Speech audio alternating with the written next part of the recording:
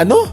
200 pesos lang to? Akala ko typo lang yung price. Pero ito nga, kalahating plato ng crispy, juicy donkatsu for only 200 pesos. Paano? Tara at samahan niyo ako sa Jj Donking. Tignan mo to.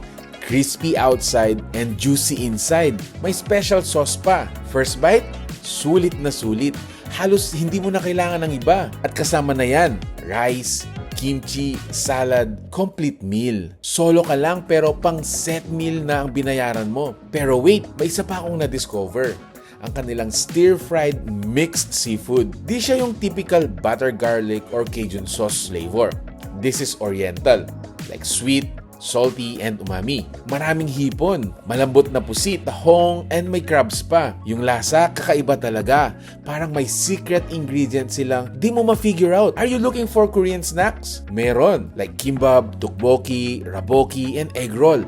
Legit Korean flavors sa Pampanga. May sizzling steak din sila. Init, steak, tempura, fried egg, rice, salad, potato, sausage, and mixed veggies. Everything on one plate. Or go all out sa Donking pork cutlet set. You get large donkatsu, fish fillet, beef patty, sausage, plus lahat ng side dishes. Pangbusog talaga to. At yung ambience, parang kumain ka sa bahay somewhere in Korea. It's cozy, homey, and Asian vibes. But the real talk, yung 200 pesos solo donkatsu talaga. That's the move. Kasi sino bang mag-expect na ganito kalaki, ganito kasarap, at ganito ang presyo? Nga pala, meron silang 10-inch shrimp pizza. They also served us soy chicken, and may mga set dishes pa sila. Perfect for solo, barkada, family, or Korean food lover ka lang talaga. Jj Donking is located sa Friendship Highway, Cutcut, Angeles City. Your Korean comfort food fix sa Pampanga.